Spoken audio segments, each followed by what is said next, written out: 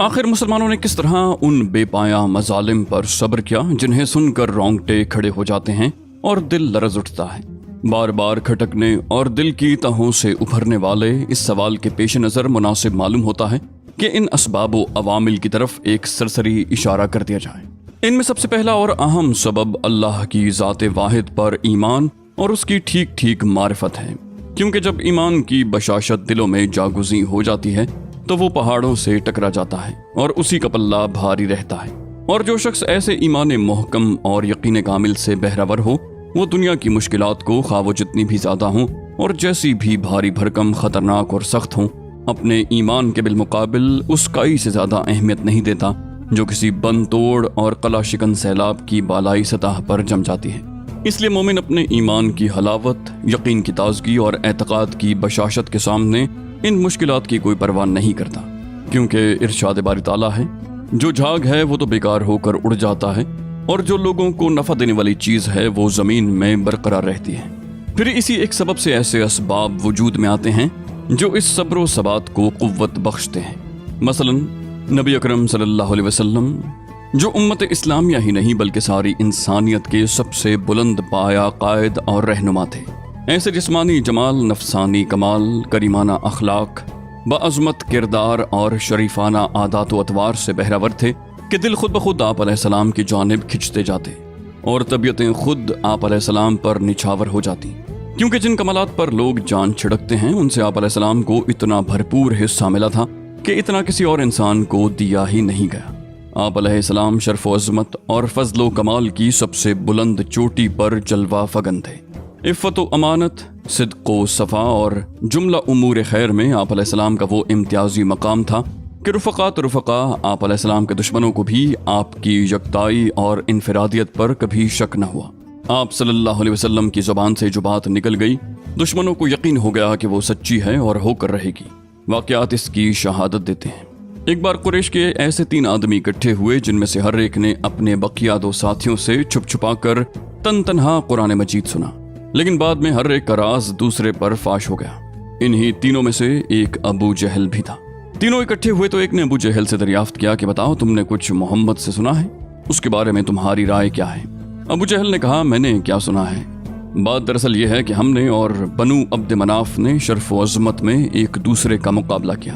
انہوں نے غربا اور مساکین کو کھلایا تو ہم نے بھی کھلایا، انہوں نے داد و دہش میں سواریاں عطا کی تو ہم نے بھی عطا کی، انہوں نے لوگوں کو عطیات سے نوازا تو ہم نے بھی ایسا کیا، یہاں تک کہ جب ہم اور وہ گھٹنوں ایک دوسرے کے ہم پلہ ہو گئے اور ہماری اور ان کی حیثیت ریس کے 2 مد مقابل گھوڑوں کی ہو گئی، تو اب بنو عبد مناف کہتے ہیں کہ ہمارے اندر ایک نبی ہے جس کے پاس آسمان سے وحی آتی ہے، بھلا بتائیے ہم اسے کب پا سکتے ہیں؟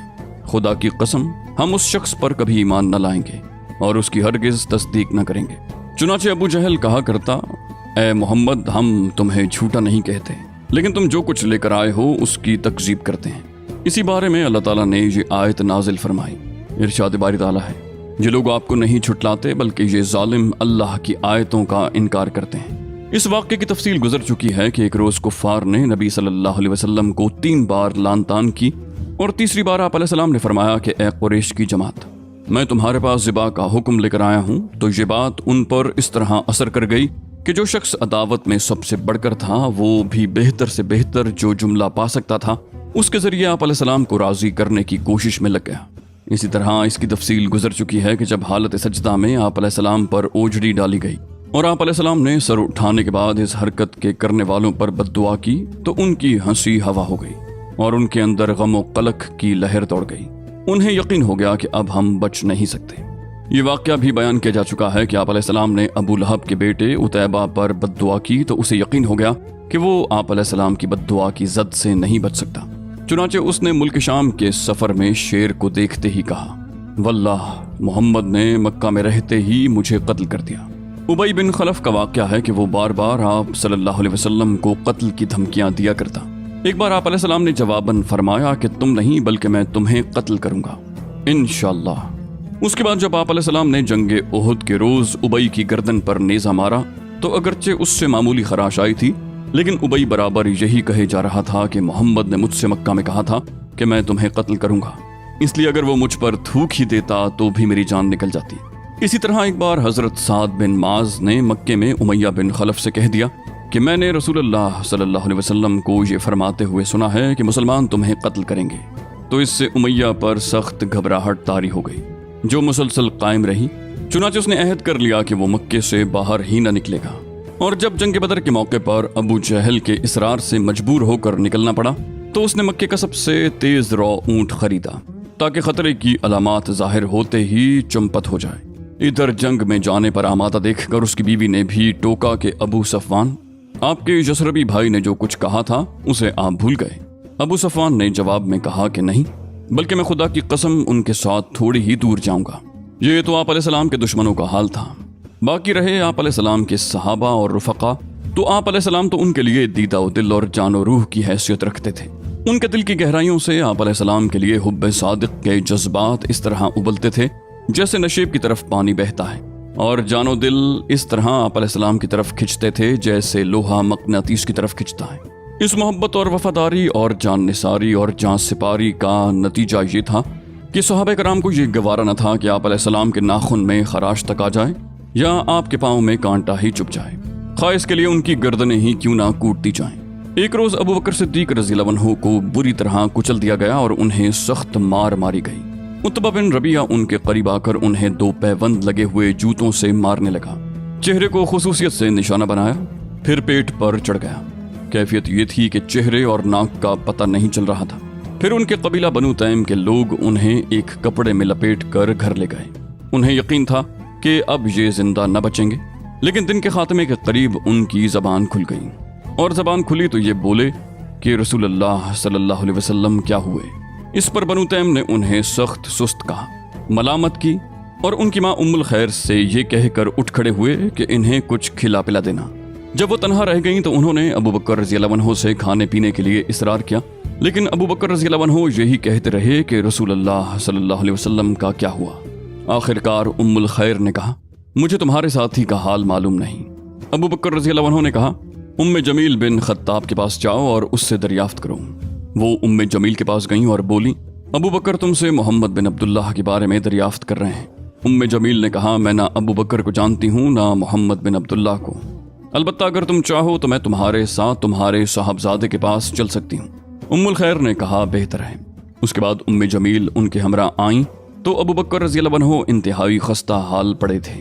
پھر قریب ہوئیں تو چیخ پڑیں اور کہنے لگیں، جس قوم نے آپ کی یہ درگت بنائی ہے وہ یقیناً بدقماش اور کافر قوم ہے۔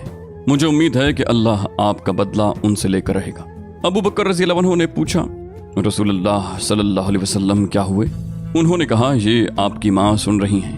کہا، کوئی بات نہیں۔ وہ بولیں، آپ صحیح سالم ہیں۔ پوچھا، کہاں ہیں؟ بتایا، ابن ارقم کے گھر میں ہیں۔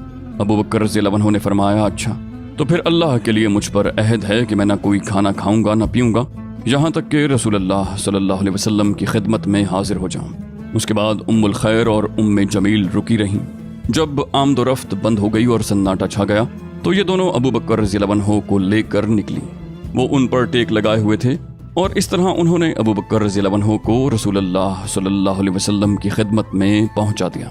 محبت اور جان نثاری کے کچھ اور بھی نادر واقعات ہم موقع بموقع نقل کریں گے، خصوصاً جنگ احد کے واقعات اور حضرت خبیب رضی اللہ عنہ کے حالات کے ضمن میں۔ پھر صحابہ کرام جانتے تھے کہ یہ مشت خاک جسے انسان کہا جاتا ہے، اس پر کتنی بھاری بھرکم اور زبردست ذمہ داریاں ہیں، اور یہ کہ ان ذمہ داریوں سے کسی صورت میں گریز اور پہلو تہی نہیں کی جا سکتی، کیونکہ اس گریز کے جو نتائج ہوں گے وہ موجودہ ظلم و ستم سے زیادہ خوفناک اور ہلاکت آفریں ہوں گے، اور اس گریز کے بعد خود ان کو اور ساری انسانیت کو جو خسارہ لاحق ہوگا وہ اس قدر شدید ہوگا کہ اس ذمہ داری کے نتیجے میں پیش آنے والی مشکلات اس خسارے کے مقابلے میں کوئی حیثیت نہیں رکھتی۔ جو مذکورہ احساس ذمہ داری کی تقویت کا باعث تھا وہ تھا آخرت پر ایمان۔ صحابہ کرام اس بات پر غیر متزلزل یقین رکھتے تھے کہ انہیں رب العالمین کے سامنے کھڑے ہونا ہے، پھر ان کے چھوٹے بڑے اور معمولی اور غیر معمولی ہر طرح کے اعمال کا حساب لیا جائے گا۔ اس کے بعد یا تو نعمتوں بھری دائمی جنت ہوگی یا عذاب سے بھڑکتی ہوئی جہنم۔ اس یقین کا نتیجہ یہ تھا کہ صحابہ کرام اپنی زندگی امید و بیم کی حالت میں گزارتے تھے، یعنی اپنے پروردگار کی رحمت کی امید رکھتے تھے اور اس کے عذاب کا خوف بھی۔ اور ان کی کیفیت وہی رہتی تھی جو اس آیت میں بیان کی گئی ہے۔ ارشاد باری تعالیٰ ہے، وہ جو کچھ کرتے ہیں دل کے اس خوف کے ساتھ کرتے ہیں کہ انہیں اپنے رب کے پاس پلٹ کر جانا ہے۔ انہیں اس کا بھی یقین تھا کہ دنیا اپنی ساری نعمتوں اور مصیبتوں سمیت آخرت کے مقابل مچھر کے ایک پر کے برابر بھی نہیں، اور یہ یقین اتنا پختہ تھا کہ اس کے سامنے دنیا کی ساری مشکلات، مشقتیں اور تلخیاں ہیچ تھیں، اس لیے وہ ان مشکلات اور تلخیوں کو کوئی حیثیت نہیں دیتے تھے۔ انہی پرخطر اور مشکل ترین حالات میں ایسی صورتیں اور آیتیں بھی نازل ہو رہی تھیں جن میں بڑے ٹھوس اور پرکشش انداز سے اسلام کے بنیادی اصولوں پر دلائل قائم کیے گئے تھے، اور اس وقت اسلام کی دعوت انہی اصولوں کے گرد گردش کر رہی تھی۔ ان آیتوں میں اہل اسلام کو ایسے بنیادی امور بتلائے جا رہے تھے جن پر اللہ تعالیٰ نے عالم انسانیت کے سب سے باعظمت اور پر رونق معاشرے یعنی اسلامی معاشرے کی تعمیر و تشکیل مقدر کر رکھی تھی۔ نیز ان آیات میں مسلمانوں کے جذبات اور احساسات کو پامردی اور ثابت قدمی پر ابھارا جا رہا تھا، اس کے لیے مثالیں دی جا رہی تھیں اور اس کی حکمتیں بیان کی جاتی تھیں۔ ارشاد باری تعالیٰ ہے، تم سمجھتے ہو کہ جنت میں چلے جاؤ گے، حالانکہ ابھی تم پر ان لوگوں جیسی حالت نہیں آئی جو تم سے پہلے گزر چکے ہیں۔ وہ سختیوں اور بدحالیوں سے دوچار ہوئے اور انہیں جھنجھوڑ دیا گیا، یہاں تک کہ رسول اور جو لوگ ان پر ایمان لائے تھے بول اٹھے کہ اللہ کی مدد کب آئے گی؟ سنو، اللہ کی مدد قریب ہی ہے۔ ایک اور جگہ ارشاد ہے، الف لام میم۔ کیا لوگوں نے یہ سمجھ رکھا ہے کہ انہیں یہ کہنے پر چھوڑ دیا جائے گا کہ ہم ایمان لائے اور ان کی آزمائش نہیں کی جائے گی؟ حالانکہ ان سے پہلے جو لوگ تھے ہم نے ان کی آزمائش کی، لہٰذا ان کے بارے میں بھی اللہ یہ ضرور معلوم کرے گا کہ کن لوگوں نے سچ کہا، اور یہ بھی ضرور معلوم کرے گا کہ کون لوگ جھوٹے ہیں۔ اور انہی کے پہلو بپہلو ایسی آیات کا نزول بھی ہو رہا تھا جن میں کفار کے اعتراض کے دندان شکن جواب دیے گئے تھے۔ ان کے لیے کوئی ہیلا باقی نہیں چھوڑا گیا تھا، اور انہیں بڑے واضح اور دو ٹوک الفاظ میں بتا دیا گیا تھا کہ اگر وہ اپنی گمراہی اور اناد پر مصر رہے تو اس کے نتائج کس قدر سنگین ہوں گے۔ اس کی دلیل میں گزشتہ قوموں کے ایسے واقعات اور تاریخی شواہد پیش کیے گئے تھے جن سے واضح ہوتا تھا کہ اللہ کی سنت اپنے اولیاء اور اعداء کے بارے میں کیا ہے۔ پھر اس ڈراوے کے پہلو بپہلو لطف و کرم کی باتیں بھی کہی جا رہی تھیں، اور افہام و تفہیم اور ارشاد و رہنمائی کا حق بھی ادا کیا جا رہا تھا تاکہ باز آنے والے اپنی کھلی گمراہی سے باز آ سکیں۔ در حقیقت قرآن مسلمانوں کو ایک دوسری ہی دنیا کی سیر کراتا تھا اور انہیں کائنات کے مشاہد، ربوبیت کے جمال، الوہیت کے کمال، رحمت و رافت کے آثار اور لطف و رضا کے ایسے ایسے جلوے دکھاتا تھا کہ ان کے جذب و شوق کے آگے کوئی رکاوٹ برقرار نہ رہتی۔ پھر انہی آیات کی تہ میں مسلمانوں سے ایسے ایسے خطاب بھی ہوتے تھے جن میں پروردگار کی طرف سے رحمت و رضوان اور دائمی نعمتوں سے بھری ہوئی جنت کی بشارت ہوتی، اور ظالم اور سرکش دشمنوں اور کافروں کے ان حالات کی تصویر کشی ہوتی تھی کہ وہ رب العالمین کی عدالت میں فیصلے کے لیے کھڑے کیے جائیں گے، ان کی بھلائی اور نیکیاں ضبط کر لی جائیں گی اور انہیں چہروں کے بل گھسیٹ کر یہ کہتے ہوئے جہنم میں پھینک دیا جائے گا کہ لو جہنم کا لطف اٹھاؤ۔ ان ساری باتوں کے علاوہ مسلمانوں کو اپنی مظلومیت کے پہلے ہی دن سے بلکہ اس کے بھی پہلے سے معلوم تھا کہ اسلام قبول کرنے کے معنی یہ نہیں ہے کہ دائمی مصائب اور ہلاکت خیزیاں مول لے لی گئیں، بلکہ اسلامی دعوت روز اول سے جاہلیت، جہلا اور اس کے ظالمانہ نظام کے خاتمے کے عزائم رکھتی ہے، اور دنیا کے سیاسی موقف پر اس طرح غالب آ جائے کہ انسانی جمعیت اور اقوام عالم کو اللہ کی مرضی کی طرف لے جا سکے اور انہیں بندوں کی بندگی سے نکال کر اللہ کی بندگی میں داخل کر سکے۔ قرآن میں یہ بشارتیں کبھی اشارتاً اور کبھی صراحتاً نازل ہوتی تھیں۔ چنانچہ ایک طرف حالات یہ تھے کہ مسلمانوں پر پوری روئے زمین اپنی ساری وسعتوں کے باوجود تنگ تھی، اور ایسا لگتا تھا کہ اب وہ پنپ نہ سکیں گے بلکہ ان کا مکمل صفایا کر دیا جائے گا۔ مگر دوسری طرف انہی حوصلہ شکن حالات میں ایسی آیات کا نزول بھی ہوتا رہتا تھا جن میں پچھلے انبیاء کے واقعات اور ان کی قوم کی تکذیب و کفر کی تفصیلات مذکور ہوتی۔ ان آیات میں ان کا جو نقشہ کھینچا جاتا تھا وہ بالکل وہی ہوتا تھا جو مکے کے مسلمانوں اور کافروں کے مابین درپیش تھا۔ اس کے بعد یہ بھی بتایا جاتا تھا کہ ان حالات کے نتیجے میں کس طرح کافروں اور ظالموں کو ہلاک کیا گیا اور اللہ کے نیک بندوں کو روئے زمین کا وارث بنایا گیا۔ اس طرح ان آیات میں واضح اشارہ ہوتا تھا کہ آگے چل کر اہل مکہ ناکام اور نامراد رہیں گے اور مسلمان اور ان کی اسلامی دعوت کامیابی سے ہمکنار ہوگی۔ پھر انہی حالات و ایام میں بعض ایسی بھی آیتیں نازل ہو جاتی تھیں جن میں صراحت کے ساتھ اہل ایمان کے غلبے کی بشارت موجود ہوتی۔ مثلا اللہ تعالیٰ کا ارشاد ہے، اپنے فرستادہ بندوں کے لیے ہمارا پہلے ہی یہ فیصلہ ہو چکا ہے کہ ان کی ضرور مدد کی جائے گی اور یقیناً ہمارا ہی لشکر غالب رہے گا۔ بس اے نبی صلی اللہ علیہ وسلم، ایک وقت کے لیے تم ان سے رخ پھیر لو اور انہیں دیکھتے رہو، ان قریب یہ خود بھی دیکھ لیں گے۔ کیا یہ ہمارے عذاب کے لیے جلدی مچا رہے ہیں؟ تو جب وہ ان کے ذہن میں اتر پڑے گا تو ڈرائے گئے لوگوں کی صبح بری ہو جائے گی۔ پھر ارشاد ہے، ان قریب اس جمعیت کو شکست دے دی جائے گی اور یہ لوگ پیٹھ پھیر کر بھاگیں گے۔ ایک اور جگہ ارشاد ہے، یہ جتھوں میں سے ایک معمولی سا جتھا ہے جسے یہیں شکست دی جائے گی۔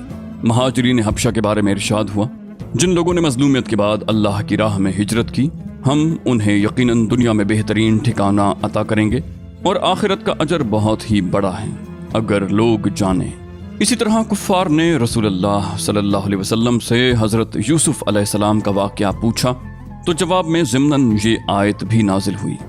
یوسف اور ان کے بھائیوں کے واقعے میں پوچھنے والوں کے لیے نشانیاں ہیں، یعنی اہل مکہ جو آج حضرت یوسف علیہ السلام کا واقعہ پوچھ رہے ہیں، یہ خود بھی اسی طرح ناکام ہوں گے جس طرح حضرت یوسف علیہ السلام کے بھائی ناکام ہوئے تھے، اور ان کی سپر اندازی کا وہی حال ہوگا جو ان کے بھائیوں کا ہوا تھا۔ انہیں حضرت یوسف علیہ السلام اور ان کے بھائیوں کے واقعے سے عبرت پکڑنی چاہیے کہ ظالم کا حشر کیا ہوتا ہے۔ ایک جگہ پیغمبروں کا تذکرہ کرتے ہوئے ارشاد ہوا، کفار نے اپنے پیغمبروں سے کہا کہ ہم تمہیں اپنی زمین سے ضرور نکال دیں گے یا یہ کہ تم ہماری ملت میں واپس آ جاؤ۔ اس پر ان کے رب نے ان کے پاس وحی بھیجی کہ ہم ظالموں کو یقیناً ہلاک کر دیں گے۔ یہ وعدہ ہے اس شخص کے لیے جو میرے پاس کھڑے ہونے سے ڈرے اور میری وعید سے ڈرے۔ اسی طرح جس وقت فارس اور روم میں جنگ کے شعلے بھڑک رہے تھے اور کفار چاہتے تھے کہ فارسی غالب آ جائیں کیونکہ فارسی مشرک تھے، اور مسلمان چاہتے تھے کہ رومی غالب آ جائیں کیونکہ رومی بہرحال اللہ پر، پیغمبروں پر، وحی پر، آسمانی کتابوں پر اور یوم آخرت پر ایمان رکھنے کے دعوے دار تھے، لیکن غلبہ فارسیوں کو حاصل ہوتا جا رہا تھا۔ تو اس وقت اللہ نے یہ خوشخبری نازل فرمائی کہ چند برس کے بعد رومی غالب آ جائیں گے، لیکن اسی ایک بشارت پر اکتفا نہ کیا، بلکہ اس ضمن میں یہ بشارت بھی نازل فرمائی کہ رومیوں کے غلبے کے وقت اللہ تعالیٰ مومنین کی بھی خاص مدد فرمائے گا جس سے وہ خوش ہو جائیں گے۔ چنانچہ ارشاد باری تعالیٰ ہے، یعنی اس دن اہل ایمان بھی اللہ کی ایک خاص مدد سے خوش ہو جائیں گے۔ آگے چل کر اللہ کی یہ مدد جنگ بدر کے اندر حاصل ہونے والی کامیابی اور فتح کی شکل میں نازل ہوئی۔ قرآن کے علاوہ خود رسول اللہ صلی اللہ علیہ وسلم بھی مسلمانوں کو وقتاً فوقتاً اس طرح کی خوشخبری سنایا کرتے تھے۔ چنانچہ موسم حج میں آپ عکاظ، مجنہ اور ذوالمجاز کے بازاروں میں لوگوں کے اندر تبلیغ رسالت کے لیے تشریف لے جاتے تو صرف جنت کی ہی بشارت نہ دیتے بلکہ دو ٹوک الفاظ میں اس کا اعلان بھی فرماتے۔ ارشاد باری تعالیٰ ہے، لوگو لا الہ الا اللہ کہو، کامیاب رہو گے اور اس کی بدولت عرب کے بادشاہ بن جاؤ گے، اور اس کی وجہ سے عجم بھی تمہارے زیر نگیں آ جائے گا۔ پھر جب تم وفات پاؤ گے تو جنت کے اندر بادشاہ رہو گے۔ یہ واقعہ پہلے گزر چکا ہے کہ جب عتبہ بن ربیعہ نے آپ علیہ السلام کو متاع دنیا کی پیشکش کر کے سودے بازی کرنی چاہی اور آپ علیہ السلام نے جواب میں حامیم تنزیل سجدہ کی آیات پڑھ کر سنائیں تو عتبہ کو یہ توقع بند گئی کہ انجام کار آپ علیہ السلام ہی غالب رہیں گے۔ اسی طرح ابو طالب کے پاس آنے والے قریش کے آخری وفد سے آپ علیہ السلام کی جو گفتگو ہوئی اس کی بھی تفصیلات بتائی جا چکی ہیں۔ اس موقع پر آپ علیہ السلام نے پوری صراحت کے ساتھ فرمایا تھا کہ آپ علیہ السلام ان سے صرف ایک بات چاہتے ہیں جسے وہ مان لیں تو عرب ان کا تابع فرمان بن جائے اور عجم پر ان کی بادشاہت قائم ہو جائے۔ حضرت خباب بن ارت کا ارشاد ہے کہ ایک بار میں خدمت نبوی صلی اللہ علیہ وسلم میں حاضر ہوا۔ آپ علیہ السلام کعبہ کے سائے میں ایک چادر کو تکیہ بنائے تشریف فرما تھے۔ اس وقت ہم مشرکین کے ہاتھوں سختی سے دوچار تھے۔ میں نے کہا کیوں نہ آپ علیہ السلام اللہ سے دعا فرمائیں۔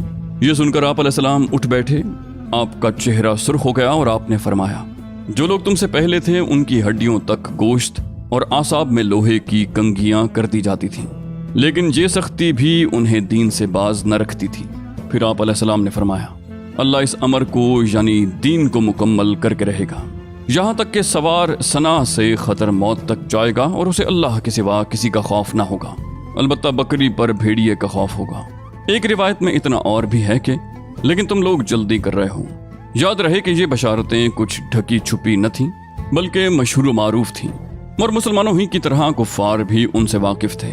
چنانچہ جب اسود بن مطلب اور اس کے رفقا صحابہ کرام رضی اللہ عنہ کو دیکھتے تو تانہ زنی کرتے ہوئے آپس میں کہتے کہ لیجئے آپ کے پاس روئے زمین کے بادشاہ آ گئے، یہ جلد ہی شاہان قیصر و کسریٰ کو مغلوب کر لیں گے۔ اس کے بعد وہ سیٹیاں اور تالیاں بجاتے۔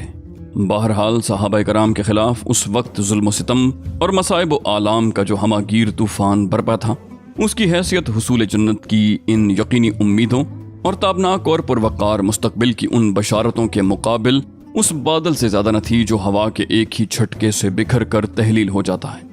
علاوہ ازیں رسول اللہ صلی اللہ علیہ وسلم اہل ایمان کو ایمانی مرغوبات کے ذریعے مسلسل روحانی غذا فراہم کر رہے تھے، تعلیم کتاب و حکمت کے ذریعے ان کے نفوس کا تزکیہ فرما رہے تھے، نہایت دقیق اور گہری تربیت دے رہے تھے، اور روح کی بلندی، قلب کی صفائی، اخلاق کی پاکیزگی، مادیات کے غلبے سے آزادی، شہوات کی مقاومت اور رب السماوات والارض کی کشش کے مقامات کی جانب ان کے نفوس قدسیہ کی رہنمائی فرما رہے تھے۔ آپ علیہ السلام ان کے دلوں کی بجھتی ہوئی چنگاریوں کو بھڑکتے ہوئے شعلوں میں تبدیل کر رہے تھے اور انہیں تاریکیوں سے نکال کر نور زار ہدایت میں پہنچا رہے تھے۔ انہیں اذیتوں پر صبر کی تلقین فرماتے اور شریفانہ درگزر اور ضبط نفس کی ہدایت دیتے۔ اس کا نتیجہ یہ تھا کہ ان کی دینی پختگی فزوں تر ہوتی گئی اور وہ شہوات سے کنارہ کشی، رضائے الہی کی راہ میں جاں سپاری، جنت کے شوق، علم کی ہرس، دین کی سمجھ، نفس کے محاسبے، جذبات کو دبانے، رجحانات کو موڑنے، ہیجانات کی لہروں پر قابو پانے اور صبر و سکون اور عز و وقار کی پابندی کرنے میں انسانیت کا ناظرۂ روزگار نمونہ بن گئے۔